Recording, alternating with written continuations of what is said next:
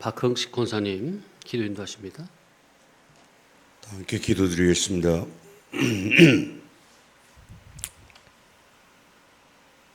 충만한 은혜를 주신 주님, 진심으로 감사를 드립니다. 먼저 우리 성도에게 영감의 감화를 주시어서 조명적 영감의 감화와 각성적 영감의 감화로 진리 지식의 새 사람 성으로 변화하는 놀라운 은혜의 체험이 일어나는 우리 모두가 되게 하옵소서. 매일 겪는 일상의 고통 속에서도 그 안에 주님의 큰 뜻의 가르침이 있음을 깨닫게 하시고 진리의 지혜로 어려움을 헤쳐나가 이기게 하옵소서. 시시각각 변화하는 일반적 상식에서 이탈하는 우리 모두를 지켜보며 과연 이 과정에서 우리가 그 속에 감추어진 주님의 계시성이 무엇인지 깨닫게 하시고 준비하며 지혜를 갖추는 능력을 주시옵소서. 강단에 서신 목사님의 입술에 주님께서 함께 하시어 말씀을 받아들이는 성도들에게 은혜의 생명수가 되게 하옵소서. 감사드리옵고 예수님 이름으로 기도합니다. 아멘. 하나님의 말씀 창세기 12장 1절로 2절 합독하십니다. 여호와께서 아브라함에게 이르시되 너는 너의 고향과 친척과 아버지의 집을 떠나 내가 내게 보여줄 땅으로 가라. 내가 너로 큰 민족을 이루고 내게 복을 주어 내 이름을 창대하게 하리니 너는 복이 될지라. 아멘. 자, 오늘은 첫 번째 시간에는 내가 너로 큰 민족을 이루고 시간이 된다면 복이 될지라. 자, 내가 너로 큰 민족을 이루게 하겠다. 어떻게 하면?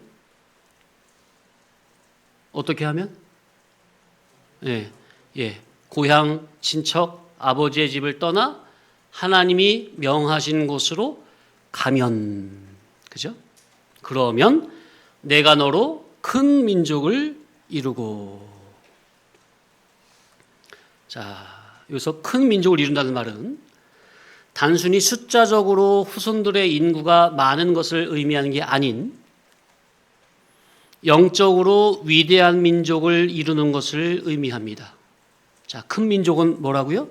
숫자적으로 많은 게 아닌 영적으로 위대한 민족, 영적으로 뛰어난 민족. 그러니까 이스라엘의 합당한 명칭입니까? 예. 큰 민족이라 하면 크다, 그 의미는 이 땅에서 크다는 의미보다 어디에서? 죽음선 넘어 천국에서 크되 영원히 큰 자, 이런 의미. 단순히 사람이 많아지는 게 아니고 하늘의 사람이 많아지는 것. 하나님께서 직접 통치하시는 이스라엘들이 많아지는 것. 큰 사람이 많아지는 것. 큰 인물이 많아지는 것. 이러한 영적인 복을 의미하는 겁니다. 그래서 단어가 많은 민족을 이루고 그랬어요. 큰 민족을 이루고 그랬어요. 내가 너로 큰 민족, 크다. 어디에서 크냐고 말이에요. 무엇이 크냐고 말이죠. 신앙 믿음과 그 마음의 그릇이 간장종지같이 작은 그릇이 아니고 큰 그릇, 큰 사람, 큰 마음, 큰 민족. 우리는 이런 걸 소망해야 합니다. 신앙 믿음과 마음의 그릇이 큰 사람. 이 땅에서 큰 사람이 아니고 천국에서 영원히 큰 사람. 이걸 진정으로 소망하는 자가 깨어있는 자고 살아있는 성도입니다. 그런데 하늘나라 천국에서 큰 자가 되는 것, 이 참 소망이 없는 사람은 잠들어 있는 성도고 죽어 있는 성도입니다.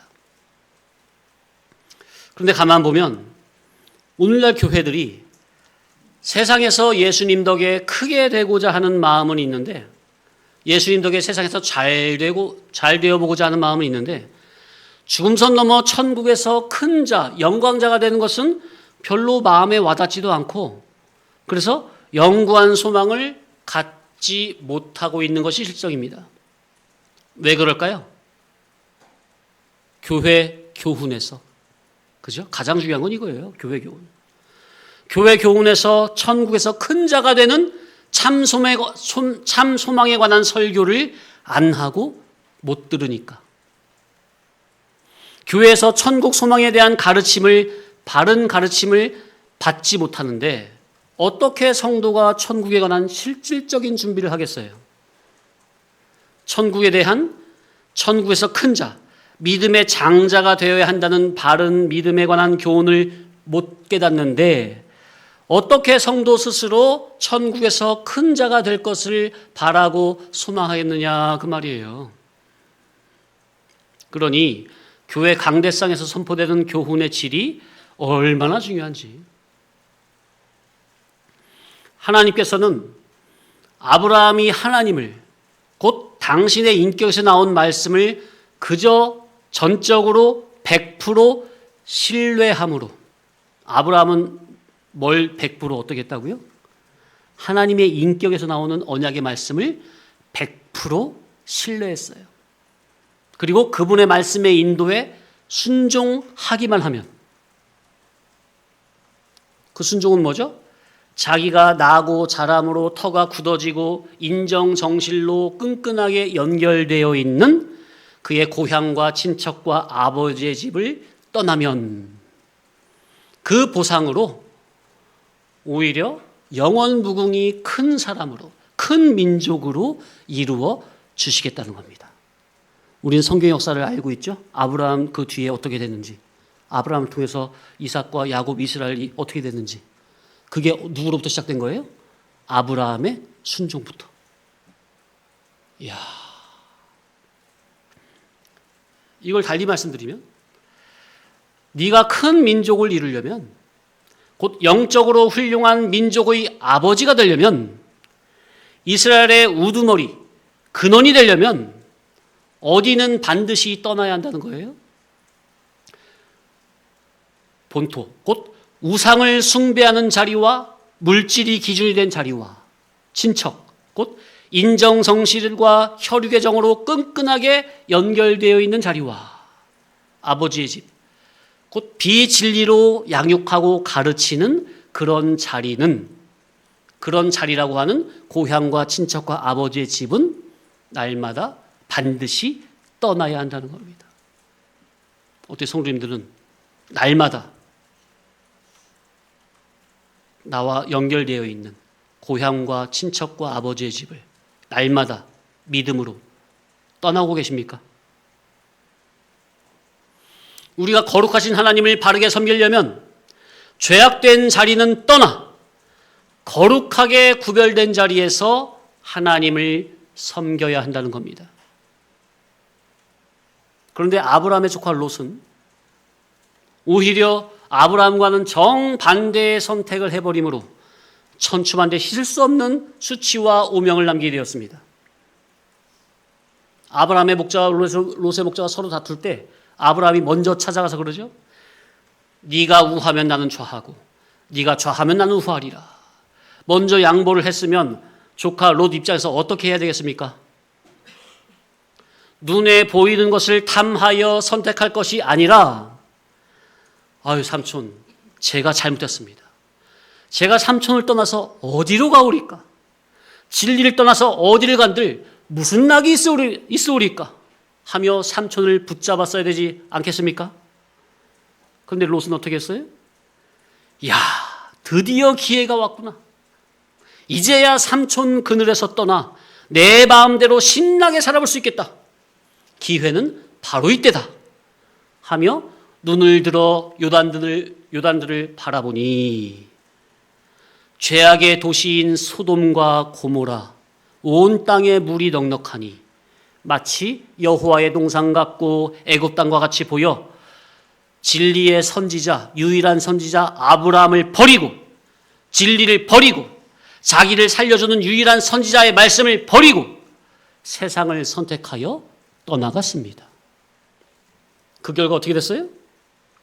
유황 불심판으로 그 아끼던 많고 많은 재산은 다 타버리고, 아내는 저주를 받아 소금기둥이 돼버리고, 두 딸들과 수치스러운 동침을 하여 모압과 암몬이라는 이스라엘의 총회에 영원히 들어오지 못하는 저주의 자식들을 낳으며 정말로 씻을 수가 없는 수치와 오명을 남겼습니다. 둘 다 떠나긴 떠났어요. 아브라함도 떠났어요. 어디를? 롯도 떠났어요. 누구를? 그 결과는 어떻게 되냐 그 말이에요. 요한복음 3장도 보면 사도 요한이 거듭남의 이치를 말하기 위해서 유대인의 대표인 니고데모를 들고 오는데, 그 3장 1절이죠. 근데 그 바로 위에 2장 마지막 절에 미리 예시를 해놨죠. 니고데모를 말하려고 미리 예시를 해놓은 게, 예수님은 사람의 속에 든 것을 친히 다 아시기 때문에 그의 몸을 많은 사람에게 의탁하지 않고, 또 사람의 속에 들어있는 것을 다 아시기 때문에 누구로부터 저분이 예수님이다 하는 증언을 받으실 필요가 없다고. 그죠? 그런데 3장 1절에 니고데모가 밤에 찾아와서 뭐라고 그래요? 예수님이 행하시는 겉모양만 보고 하는 말이 뭐예요?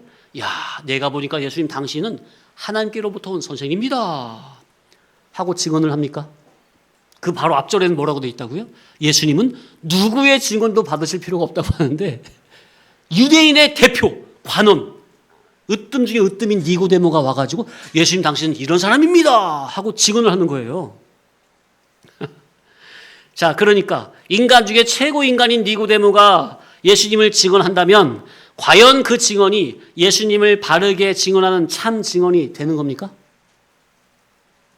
예수님이라는 속에 들어있는 알맹이는 전혀 모르고 예수님의 껍데기, 행위만 보고서 아, 내가 보니 당신은 이러이러한 사람입니다 하고 증언을 한다면 그게 바른 증언이 되는 거냐 그 말이에요. 자, 오늘날 교회에서도 목사님을 모실 때, 새로운 목사님을 모실 때, 목사님을 모실 때 가장 중요한 게 뭐겠습니까? 목사님 속에 진리의 예수님을 모시고 있는지, 생명의 말씀이 있는지 아니한지를 봐야 합니까? 그런데 그러려면 차포는 다 떼버리고 설교를 들어보면 아는 거죠. 예. 그런데 오늘날 보면 교훈, 메시지보다는 제일 우선순위가 목사님의 학력, 그리고 유학의 유무, 거기에 박사증이 있으면 더 좋고, 또 전 교회 사역지에서 교인을 얼마나 부흥시켰는지, 그런 외적인 이력이나 업적을 보고 육적 입맛에 맞는 분을 우선적으로 담임 목사님으로 초빙하려고 하죠. 자, 그러면 그 목사님의 외모나 이력, 업적은 보암직한데, 훌륭한데 성경에서 진리의 예수님을 인격적으로 만난 경험이 없는 분이 와서 성경에 대해서, 성경의 예수님에 대해서 나름 증언을 한다면 과연 그 증언이 참되고 바른 증언이 되는 겁니까? 평생을 복음을 듣되 어떤 복음을 듣는 거예요? 다른 복음을 듣는 거예요. 평생을 다른 예수를 듣는 거예요. 다른 영의 말씀을 듣는 거예요. 그러니 교인들 스스로 저주를 자처한 것이죠. 이에 대해 사도 요한은 요한복음 2장 3장에서 뭐라고 말하는 겁니까? 예수님은 아래서 나고 육으로 난 육신에 속한 자가 물과 성령으로 위로부터 거듭남의 체험도 못 해본 그 자들의 증언은 필요가 없다는 분입니다. 없다는 말입니다. 예를 들어서 육신에 속한 사람이 아, 예수님은 당신은 진짜 하나님입니다 라고 하면 그 말이 표면적으로 볼 때 맞는 말이에요? 틀린 말이에요? 예수님 당신은 진짜 하나님입니다 이 말이 틀린 말이에요? 맞는 말이에요? 맞는 말이죠. 근데 성경은 뭐라고 밝히는 거예요? 예수님은 그런 육신에 속한 자의 증언은 필요가 없으시다는 거예요. 그 말이 틀린 말은 아닌데 그런 증언은 필요가 없다는 거예요. 아닌 말로 육신에 속한 자가 예수님 당신은 이런 분입니다 하면서 예수님을 잔뜩 칭찬하면 예수님이 그 말을 칭찬을 듣고 어깨가 으쓱하여 마음이 고무풍선 마냥 하늘로 둥둥둥둥 한껏 올라가시겠습니까? 육신 속한 자의 말을 듣고 예수님이 제가 운동을 해보면 탁구장에서 다 그런 건 아니지만 세상 사람들은 어찌나 칭찬받고 인정받고 대우받기를 좋아하고 그걸 또 즐기는지 몰라요. 사람은 아첨받는 걸 그렇게 좋아해요. 요만큼이라도 자랑할 게 있으면 그걸 드러내고 높이고 칭찬해 주기를 바라고 좋아하더라. 반대로 그런 것을 자기의 그런 입지나 그런 것들을 칭찬해 주지 않거나 인정하지 않는 건 아니거든요. 말 안 한다고. 근데 꼭 집어서 말을 해줘야 좋아해. 그걸 안 해주면은 일부러 그냥 그걸 누르려고 하는 게 아닌데 자기가 은연히 그렇게 은연중에 느끼잖아요. 상대가 나를 누르려고 하네. 그러면 상당히 기분 나빠합니다. 그게 아닌데도. 많은 분들이 잠시 있다 사라질 신기루와 같은 인기와 영화를 쫓고 있더라. 그런데 그 중에는 교인들도 있어요.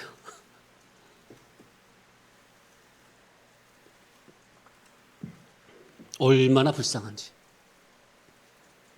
교인이 그러고 있는 거 보면 얼마나 불쌍한지 몰라요. 세상 사람들이야 뭐 자존심 빼면 시체니까 그것 때문에 그거 목적으로 살아가는 사람들이니까 뭐 이해라도 되는데 간간히 기독교인들도 그런 거 보면 너무나 불쌍하고 안타까워요. 우리 예수님은 어떤 자의 증언을 인정해 주시느냐 하면 위로부터 물과 성령으로 곧 성령님이 감화감동하시는 영감된 복음 진리의 말씀으로 그의 인격이 위로부터 다시금 태어나야 합니다. 예수님의 복음 진리 말씀 앞에 완전히 납작 꼬꾸라진 엎드러진 뒤집어진 경험이 있는 자라야. 그래서 항상 오직 말씀의 종의 자세로 서 있는 자가 전하는 그런 증언이라야 비로소 예수님을 바르게 증언하는 증언이 되는 것이고 예수님은 바로 그런 증언을 알아주신다는 겁니다. 그러니 신앙에서는 어떤 것이 중요한 것인지 몸 밖의 것인지 안의 것인지 답은 나오는 거죠. 물론 지금 드린 이 말씀은 진리로 온전히 거듭나지 못한 자는 복음을 전하지 말라 그런 말이 아닙니다. 오해하시면 안 돼요. 사도 바울도 빌립보서 1장에서 어떤 이는 외모로 그리스도를 전하고 어떤 이는 참으로 전하고 어떤 이는 시기 질투로 전하고 어떤 이는 선한 마음으로 복음을 전한다 그랬죠. 그런데 나는 사도 바울 자기는 외모로 하든 참으로 하든 전파되는 것이 그리스도니 나는 그것으로 족하다 그러잖아요. 그런데 바울이 거기서 말하고자 하는 것과 제가 지금 말하고자 하는 말의 취지는 아예 자체가 다른 거예요. 바울이 그렇게 말을 해야 했던 당시 상황이 있던 거죠. 자, 복음은 외모로 전해야 돼요? 참으로 전해야 돼요? 시기 질투로 전해야 돼요? 선한 마음으로 전해야 돼요? 누구는 복음을 전하는데 서로 경쟁이 붙어가지고 사도 바울을 안 좋게 하려고 시기하게 하려고 나쁜 마음으로 복음을 전하는 사람도 있었다는 거예요. 그 당시. 그런 악한 자들도 있었다고요. 그런데 그래도 그런 악한 마음이지만 그들이 전하는 분 자체가 누구예요? 그리스도가 전파가 되기 때문에 어떤 방도로든 그리스도가 전파가 된다면 그리스도를 전혀 접해보지 못한 이방 불신자들에게 복음이 들어가는 것이니 자기는 괜찮다는 의미에서 그렇게 말을 한 거죠. 이해되시죠? 대상이 누구? 이방 불신자들. 사도 바울은 아예 누구한테 나갔어요? 이방인들의 전도 대상으로 나갔잖아요. 다른 사도들은 유대인들에게 나갔고, 그죠? 저는 지금 이방 불신자들에게 복음을 전하는 그런 보편적인 면을 말씀드리는 게 아니라 신앙의 더 본질적인 면으로 성화, 성장을 해야 한다는 면에서 요한복음 2장의 그 후반절에 있는 그 말씀을 중심으로 지금 이런 말씀을 드리는 거예요. 이해가 되시죠? 그죠? 사도 바울은 그렇게 말하는데 목사님 왜 그렇게 말합니까? 그렇게 오해하실까 봐 이 내용이 없었는데 넣은 거예요. 괜히 오해하신 분이 혹 계실까 봐. 이해되시죠? 오해 안 되시겠죠? 니고데모라 하면 세상 모든 민족 중에서 뽑히고 뽑힌 히브리 민족. 그 히브리 민족 중에서도 어려서부터 최고의 학문으로 배우고 자란 유대 최고의 인물 중에 하나. 세상에서 최고로 알아주는 최고 인간인 니고데모가 예수님에 대해서 증거를 한다면 대부분의 육에 속한 사람들은 그의 증거를 참 증언이라고 생각을 하고 그의 증언을 알아줄 텐데 우리 예수님은 아니라는 거예요. 너 위로부터 물과 성령으로 거듭났어? 아니라는 거예요. 그런 자의 증언은 필요가 없다는 거예요. 자, 그러면 이게 지금 니고데모만 말하는 겁니까? 니고데모로 대표된 오늘날 교회 종교 지도자들과 우리 전부에게 해당이 되는 말씀입니까? 성경은 무슨 말씀? 계시의 말씀이라. 기록된 성경 전부는 다 우리를 염두에 두고 하시는 말씀이니 성경을 보고 나를 돌아보며 고쳐야 한다 그 말이에요. 자, 그러니 니고데모와 같이 기독교 종교적 세상에서는 훌륭한 인물이요 뽑히고 뽑힌 인물로서 율법 곧 성경의 전문가요 학 박사인데 예수님은 왜 그들의 증언이 필요 없으시다는 거예요? 한마디로 거듭나지 못했다는 거예요. 그러면 아무리 훌륭해도 거듭나지 못했으면 안 된다는 거예요. 계속 거듭 말씀드리지만 요한복음 3장에서 예수님이 니고데모에게 거듭나라 하실 때 이 거듭남은 영중생 기본 거듭남을 말함이 아닙니다. 이건 아예 전제로 깔려있는 말이에요. 영중생은 됐어도 영은 중생이 됐는데 그의 지식에서부터 마음, 정신, 양심, 의지, 의식이 위로부터 복음 진리로 말미암아 성령님이 감동하시는 복음 진리로 말미암아 다시금 깨달음이 되지 못하면 거듭나지 못하면 꼬꾸라지지 못하면 뒤집어지지 못하면 태어나지 못하면 안 된다는 거예요. 예수님을 알 수가 없다는 겁니다. 예수님을 바르게 증언할 수 없다는 거예요. 그러니까 중복적 거듭남을 말씀드리는 거죠. 사람은 이성적인 존재로 이성이라는 판단 기관을 통해 삶을 영위합니다. 맞습니까? 이게 짐승하고 다른 거죠. 그런데 이 이성의 핵심 중에 핵심이 바로 지식입니다. 동의가 되십니까? 네. 어떤 지식을 자기의 최고 지식으로 삼느냐에 따라 그 최고 지식에 의해 자기 양심도 잡히고 삶의 소원, 목적, 추구성, 지향성, 가치관이 다 바뀌게 되는 거예요. 자기가 어떤 지식을 최고 지식으로 삼느냐에 따라 최고 지식에 의해 나머지가 다 바뀌어요. 결정이 돼요. 그러니 이성적인 존재인 사람의 지식이 아래에서 나고 육에서 난 물질적 종교적인 지식 위주로 사고하고 신앙하는 자들의 그런 증언은 겉으로 볼 때는 성경 지식을 말하는 거죠. 그런데 그 지식은 복음 진리로 인해 주님을 인격적으로 만남으로 뒤집어지고 꼬꾸라진 곧 위로부터 물과 성령으로 다시금 거듭나진 그래서 지식에서부터 물질 지식에서 진리 지식으로 전환이 된 거예요? 안 된 거예요? 안 된 거죠? 그런 자의 증언은 참 증언이 안 된다는 겁니다. 진리의 예수님에 대해 말씀으로 인격적 결합이 되는 그런 말씀 체험, 복음 체험, 진리 체험이 없는 자들이 예수님에 대해 아무리 예수님은 이런 분이다, 살아계신 하나님이다, 아무리 증거를 해도 겉으로는 맞는 말인데 그의 증언은 참 증언이 안 된다는 겁니다. 곧 사람을 영으로 생명으로 살려내는 증언이 안 된다는 의미예요. 참 증언이 안 된다는 말은. 이해되십니까? 자, 육신에 속한 자가 예수님은 참 하나님입니다. 이 말 틀려요? 맞아요? 교리적, 신앙적으로 100% 맞는 말이죠. 진리예요. 그런데 그가 아무리 그렇게 말해도 유괴 속한 자가 그렇게 말하는 그런 말은 사람을 영이요 생명의 사람으로 변화시키는 말이 안 된다니까. 지식적으로는 그렇구나 깨달으면 돼도 그게 사람을 말씀 앞에서 인격적으로 영이요 생명의 사람으로 성화되는 그런 역사는 안 일어난다고요. 그런 면을 말씀드린 거예요 지금. 이해되십니까? 그러니까 예수님에 대해 증거를 하려면 천국 복음을 전하려면 대전제가 뭡니까? 말씀으로 그의 지식에서부터 마음, 정신, 양심이 다시금 거듭나는 체험이 있어야 한다. 이거는 아예 대전제입니다. 이해되십니까? 그래서 제가 10년 전에 드렸던 말씀이 뭔고 하니 기억이 나요. 제가 언제 어떤 설교에서 말씀을 했는지 정확하게 기억이 나기 때문에 말씀드리는 거예요. 10년 전에 구약의 제사장직은 레위 지파가 맡아서 하는 것이기 때문에 세습이 되는 겁니다. 어떻게 기억나시죠?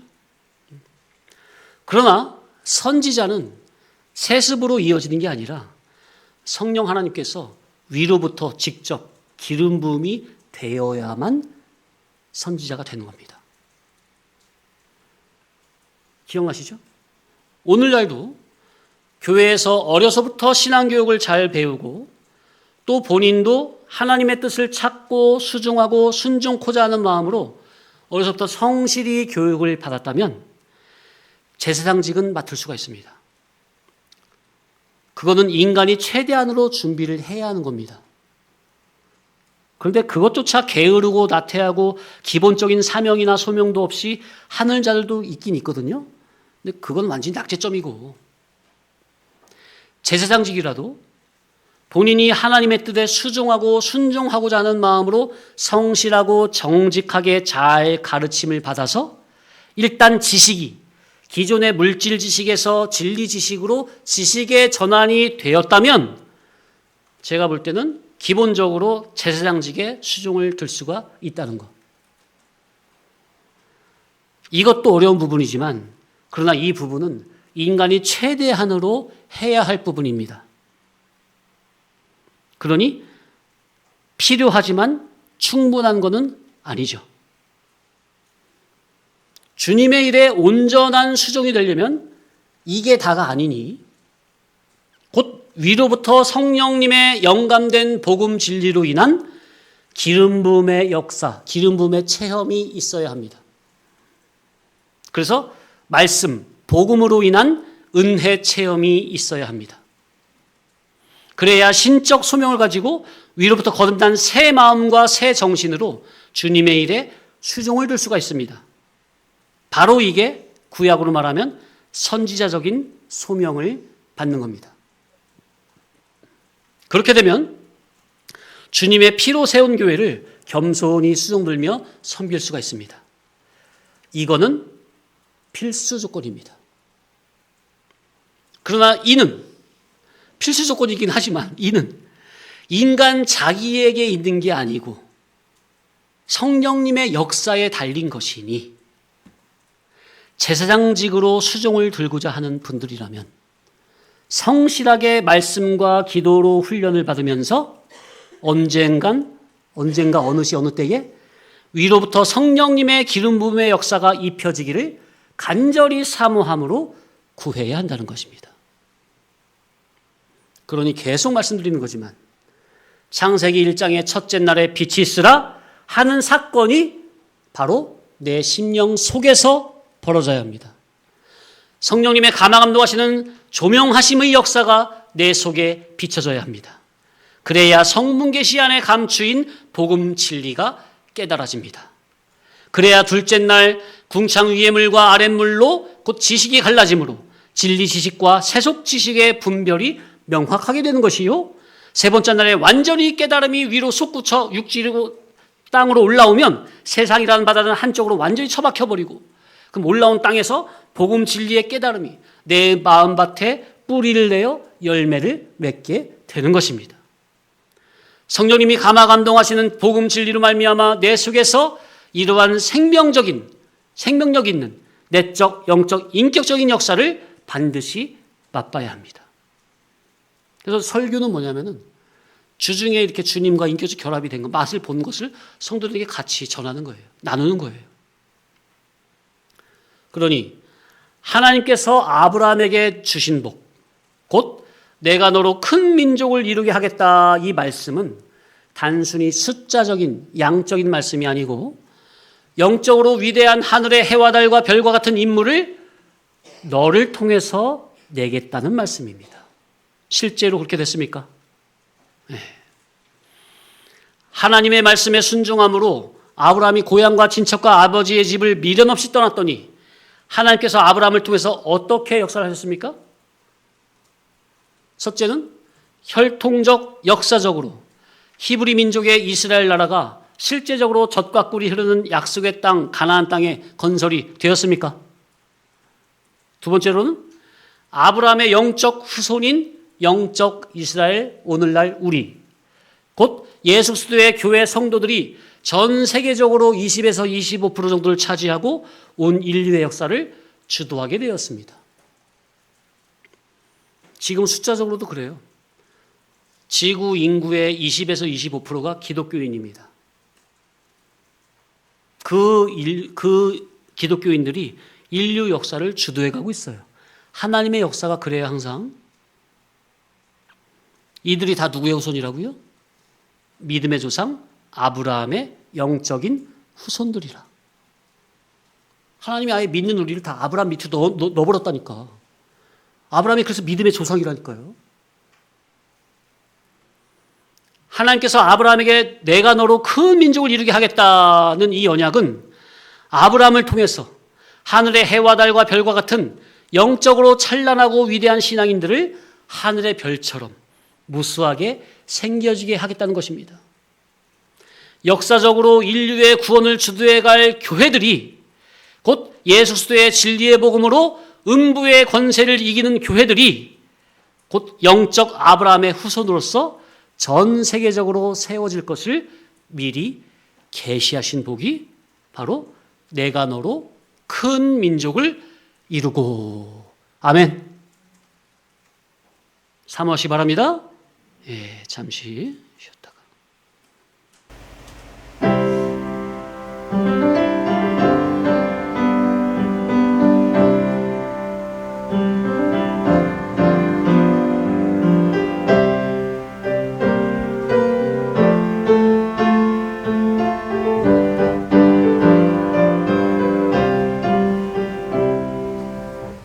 하나님 한 번도 나를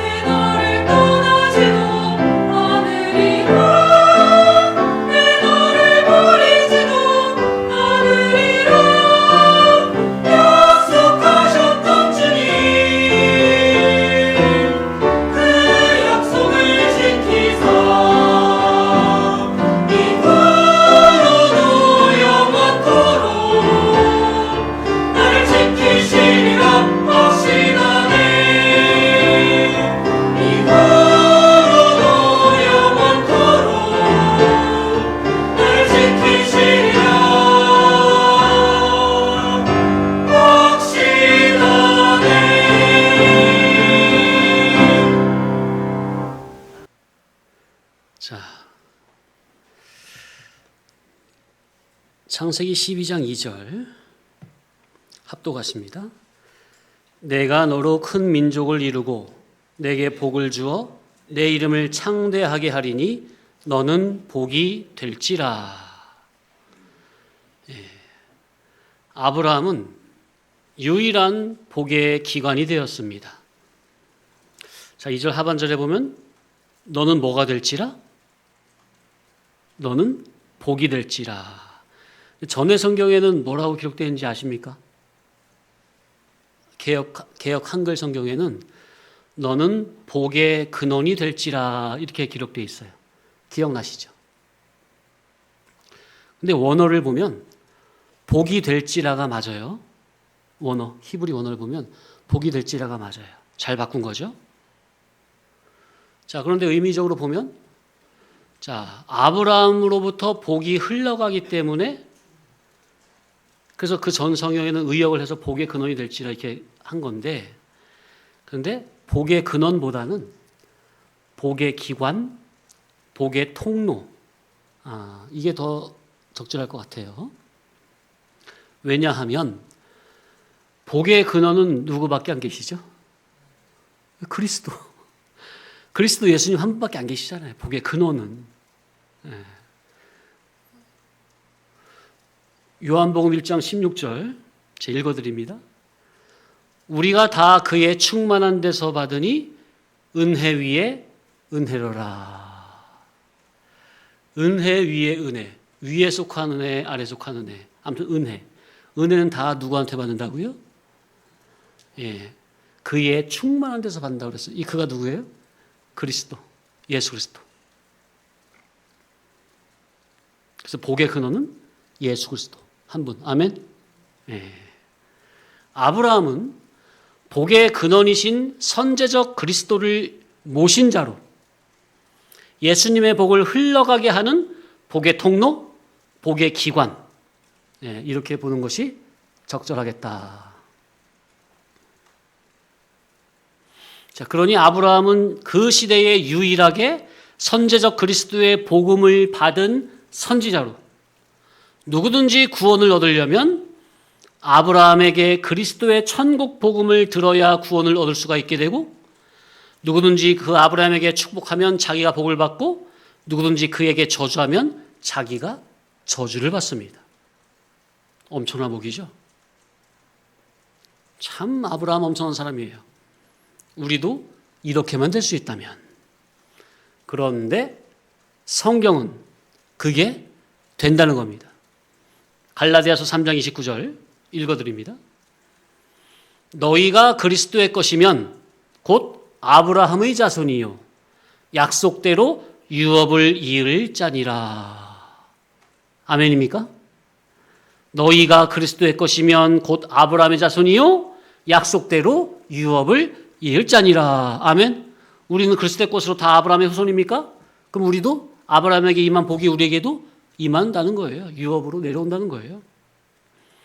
예수 그리스도를 믿음으로 아브라함의 후손이 된 우리가 아브라함처럼 믿음만 바로 쓰면 복의 기간이 되는 그 복이 저와 여러분에게도 임한다는 겁니다. 이미 있다는 거예요. 저는 개인적인 경험으로 하나님께서 아브라함에게 내리신 복의 기간이 되게 해주신다는 이 말씀이 굳게 믿어지는 겁니다. 우리 성도님들도 아브라함에게 내려진 복의 기관이라는 이 복을 다 받아서 복을 받기만 하는 이기적인 신앙, 복을 받아서 내 주머니에 차곡차곡 쌓아놓기만 하는 어린아이의 신앙이 아니라 받은 복을 흘려보내서 자타를 유익하게 하되 영원히 유익하게 하는 복의 통로, 복의 기관이 되는 참으로 복된 삶이 되기를 간절히 축원합니다. 아브라함에게는 창세 전부터 자존하시며 선지하시는 무형의 그리스도가 영으로 함께 하시니 아브라함, 그를 통해서 그리스도의 생명계대와 진리의 복음이 종과 횡으로 건너갑니다. 아브라함은 그 시대에 유일하게 그리스도께서 함께 하시는 구원의 기관입니다. 그 당시 전 세계에서 유일하게 아브라함 하나뿐이에요. 누구든지 그를 환영하고 그에게 하늘의 복음을 들으면 그에게 구원이 건너가는 겁니다. 엄청난 복이에요. 그 당시 유일하게 선지자 그리스도를 모신 분이 아브라함 하나밖에 없다니까요. 자, 그러면 어떻게 지금 아브라함에게 내려진 이 복을 들으면서 단순히 아브라함이 그런 복을 받았구나 라고만 생각이 되시는 겁니까? 아니면 우리가 매주 깨달음으로 듣고 먹고 있는 이 복음, 아무 곳에서나 흔히 들을 수 없는 주님의 귀한 진리 본질의 천국 복음을 매 예배 때마다 바로 현재 자기가 듣고 먹고 깨닫고 있는 이것이 바로 아브라함에게 내려진 복이 현재 나에게도 벌어지고 있다는 사실로 믿어지는 것이며, 그래서 말할 수 없는 감사가 되는 것입니까? 이렇게까지 연결이 돼야 합니다. 그게 말씀을 믿음으로 받아먹는 거예요.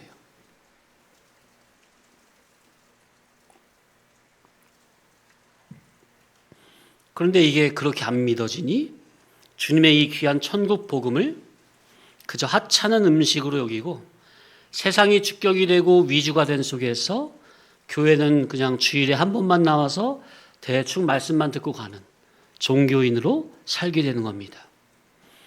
깨달음이 바로만 된다면 하나님께서 현재 자기를 나의 분수에 맞지 않게 엄청나게 과분한 대접을 해주고 계신다는 이 사실이 자각이 돼요. 그저 감사한 마음에 머리털로 집신을 엮어 주님 발에 신겨드리고 싶은 심정으로 신앙생활을 하게 될 것입니다. 그런데 아무리 옳고 깊고 놀라운 말씀을 들어도 마음에 별 감각이 없이 매주 이런 말씀을 하도 듣다 보니까 마음이 무감각해져서 귀한 복음을 들으면서도 그저 여타 다른 교인들과 같은 종교 생활을 하고자 한다면, 그런데 지금 이 말씀을 듣는 이 순간에도 지금 목사님이 누구 보고 하는 소리로구나, 저 성도 보고 하는 말씀이구나 라고만 생각이 되어진다면, 주여 저희의 믿음 없음을 용서하시고 주님의 복음에 온전히 삼킨 바 되어 주님의 마음을 헤아리며 주님의 뜻을 자원으로 이루어드리는 참 성도로 거듭나게 하소서. 아멘. 아브라함은 그 당시 유일하게 그리스도와 함께 하시는 구원의 기관이었습니다. 그런 인물이 전 세계 둘도 아니고 오직 아브라함 하나, 그 당시 아브라함 하나. 그러니 하나님께서 얼마나 아브라함을 애지중지하셨을까요? 유일하게 하나밖에 없으니까. 자, 하늘나라 복음이 누굴 통해서? 아브라함을 통해서 건너가는 겁니다. 하늘나라의 진리가 아브라함을 통해서 건너가고요. 성령의 기름 부음의 영감이 아브라함을 통해서 전이가 되고 그리스도의 구원이 아브라함을 통해서 건너가니 아브라함을 통해 천국 복음을 들으면 어둡던 자기의 영의 눈이 밝아지고 감춰 있던 자기의 죄가 드러나고 하늘나라를 향하여 방향회의가 일어나고 의로운 사람으로 성화되어 가니 하나님께서 복음을 받은 그에게 함께 하시고 은혜를 주시고 하늘의 신령한 복을 주시는 것입니다. 누구처럼? 아브라함처럼. 믿음의 사람 아브라함이 전하는 복음을 마음에서 아멘으로 잘 받아들이면 이제 말씀드린 이러한 영적인 인격적인 복이 성도 자기에게 건너오는 겁니다. 예배 시간에 선포된 하나님의 나라 하늘의 천국 복음이 진리 성령님의 감동 감화로 나에게 건너올 때 그 복음을 그저 믿음으로 아멘으로 받으면 저와 여러분도 아브라함과 똑같은 대우를 해 주시겠다는 언약의 말씀입니다. 그래서 예수님께서 마태복음에 뭐라고 말씀하셨죠? 너희가 의인을 영접하면 의인의 상을, 선지자를 영접하면 선지자의 상을 받는다 말씀하신 거예요. 의인만 받는 게 아니라, 선지자만 받는 게 아니라 그런 분들을 잘 영접하고 대접하면 자기도, 악인 죄인 자기도 의인이 받는 상, 선지자가 받는 상을 똑같이 받는다는 말이에요. 얼마나 감사해요. 내가 의인이 아닌데, 내가 선지자가 아닌데 그런 분들을 잘 영접하고 대접하고 섬기면 그분들의 상을 우리에게도 주신다는 겁니다. 그러니까 이 신앙은요, 그냥이 아닙니다. 다 자기 할 탓이에요. 자기가 행한 대로 복을 받는 겁니다. 어떻게 성도님들, 진리가 좋은 줄은 알겠는데 매일 매주 반복되는 말씀 같고 교회당만 오면 말씀이 나오고 핸드폰만 열면 말씀이 나오니까 별 감흥이 없이 그저 그렇게 느껴지십니까? 어떻게 제가 한 몇 주 날마다 밴드에 울리니까 귀찮은 숙제만 쌓여가는 것 같습니까? 그래서 안 울려야 되겠어. 자, 그래서 이 아브라함이 어떤 자인지 알고, 아브라함이 어떤 사람이라고요? 그 당시 전 세계에 선제적 그리스도를 통해서 영적, 인격적으로 말씀을 계시를 받은 사람은 아브라함 하나밖에 없어요. 유일한 선지자, 유일한 선지자. 그런 하나님의 사람을 소중히 여기고 극진히 대우하고 섬기면 자기에게 아브라함의 복이 흘러가는 것이지만, 반대로 누구든지 아브라함이나 그런 믿음의 사람, 영의 사람을 마음의 감사함으로 섬기지 못하거나, 성경에 감사함이 없으면 짐승과 같다고 그랬죠? 영의 양식을 주는 사람을 우습게 보거나 무시하거나 마음에서 멀리하거나 제외시켜 논외로 보거나 피해를 주거나 적대시하면 바로 그 자가 영적으로 소경되고 영적으로 빈곤이 되고 들러리로 이용이 되고 자기의 영원한 미래는 다 죽고 큰 재앙을 당할 수도 있다는 것을 명심해야 합니다. 성도님들, 일반적으로도요, 하나님의 사람, 진리의 사람을 함부로 대하면 안 됩니다. 이건 이방 불신자들도 마찬가지예요. 일반 기독교인이나 이방 불신자들도 마찬가지예요. 왜냐하면 창조주 여호와 하나님께서 아브라함을 온 인류 중에 유일무이한 복의 기관으로 세우셨기 때문입니다. 그러니 하늘에 속한 모든 신령한 복이, 자 보세요. 하늘에 속한 모든 신령한 복이라고 할 때에는 일반 은총, 자연 은총은 다 포함이에요. 맞습니까? 근데 저는 굳이 일반적인 그런 물질적인 복은 굳이 주복으로 말을 안 해요. 그건 그냥 자동적으로 따라오는 거니까. 자, 그러니까 하늘에 속한 모든 신령한 복이 누굴 통해서 건너간다고요? 아브라함을 통해서. 아브라함이 아니면 안 되는 거예요. 진리의 사람, 영의 사람, 믿음의 사람이 아니면 안 가는 겁니다. 자, 그러니 아브라함이 잘나서 그런 거예요? 지금 아브라함이 누굴 모셔서 그런 거예요? 선지적 그리스도를 모셨다니까, 아브라함이 복의 근원이신 그리스도를 모시고 있으니 모든 복은 그리스도를 통해서 흘러내려가듯이, 왜? 그리스도께서 뭐가 되시니까? 복의 근원이 되시니까. 그러니 모든 복은 그리스도를 모신 아브라함을 통해서 건너가는 게 이치라. 아브라함이 아니면 안 되는 거예요. 왜? 그 속에 그리스도가 계시니까. 믿음의 사람, 영의 사람이 안 되면 안 되는 거야. 왜? 그 사람 속에 그리스도를 주인으로 왕으로 모시고 계시니까. 성도님들이 이런 아브라함과 같은 주인공이 되시길 바랍니다. 누굴 모셔야 돼요? 그리스도를 모시세요. 그리스도를 왕으로, 주인으로. 그래서 아브라함은 어떤 기관? 복의 기관, 복의 통로. 자기라는 복의 통로를 통해서 그리스도가 흘러가잖아. 누구든지 인간 자기 인생의 삶 속에서 하나님의 독생자 예수 그리스도를 제외시키면 그것은 오히려 인간 자기가 영원한 영생의 구원의 반열에서 제외가 되는 처참한 비극을 스스로 초래하게 되는 겁니다. 성경에 요한복음 3장 18절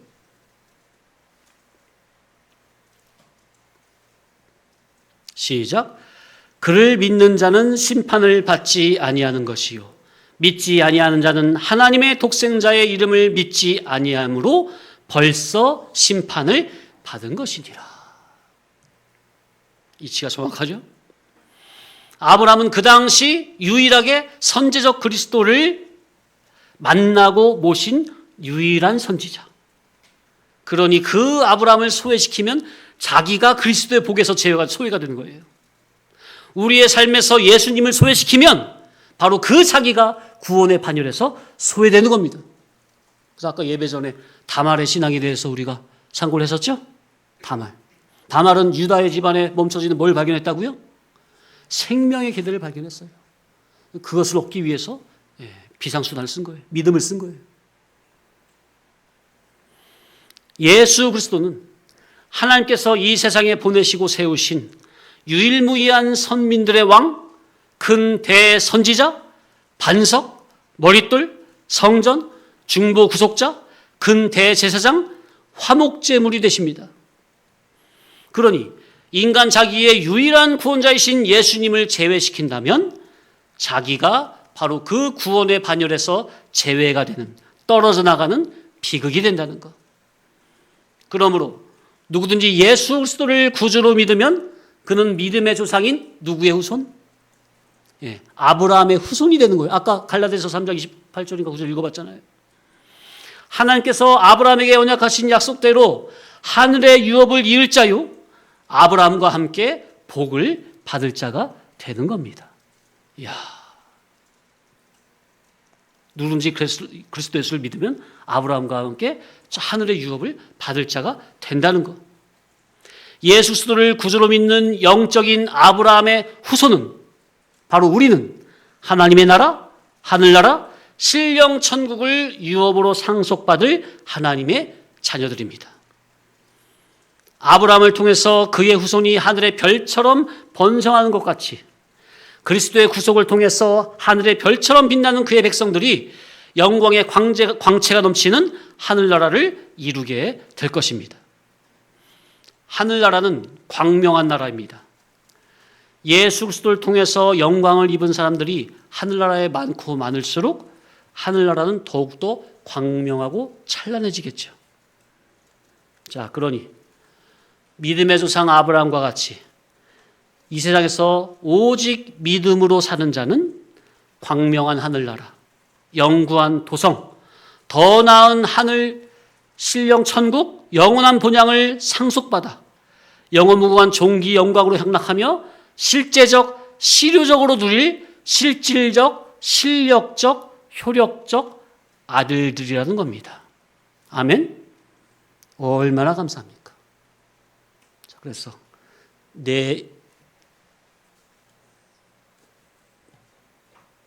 내가 너로 뭘 이루고? 큰 민족을 이루고, 그리고 너는 복이 될지라. 정말 아브라함과 같이 날마다 본토 친척 아비집을 믿음으로 떠남으로 이러한 복의 통로, 복의 기간이 되시기를 간절히 바랍니다. 아멘.